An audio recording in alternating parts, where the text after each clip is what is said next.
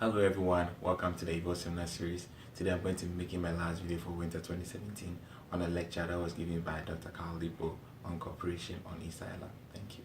Dr. Carl Lipo of Binghamton University has been studying one of the most isolated places on Earth with its fascinating history on human adaptation and survival.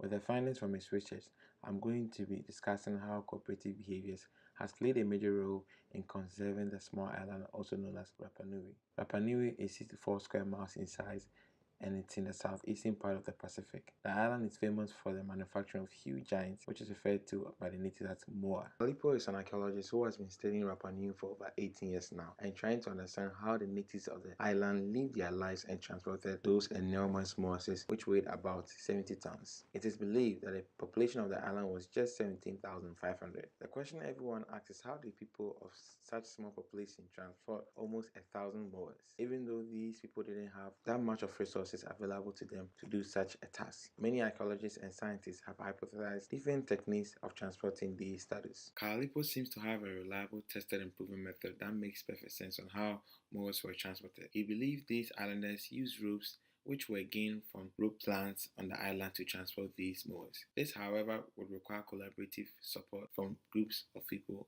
to transport every single moa. He used this model to explain how the people cooperated together to commit to moa making. If the natives of Rapa Nui had less people agreeing on making moas, it wouldn't have lasted for centuries before the arrival of the Europeans. As they increased in population, deforestation was normal to make room for agriculture and moa transportation. Some believe this led to the ecocide of the population, since all the resources and energy were channeled to work towards making moas. This led to famine and later on cannibalism. According to Kalipo, he debunked the idea and argued that wasn't the case, since the only weapons matter discovered by archaeologists were not for destruction but for just agriculture and household purposes. Despite the depletion of Rapa Nui, the people held to their beliefs and kept on adjusting their ways to sustain themselves with resources on the island. One of the fascinating adaptations that was practiced was mulch gardening, which was, to me, very interesting. This shows how self-dependent these people were. According to most experts and what makes sense to me, the arrival of the Europeans on the island led to the collapse of Rapa Nui. As foreigners from the West visited the island, they introduced slavery and diseases. The people lacked immunity to these diseases and caused a wipe-off of majority of the population. The diagram shows how the population of Rapa Nui decreased after the arrival of the Europeans. Kaalipo believes trying to understand the past will give us knowledge to help us devise incentives to promote sustainability. The cooperation efforts we saw among the people of Rapa Nui shows us how cooperation in groups, society, government can promote environmental sustainability.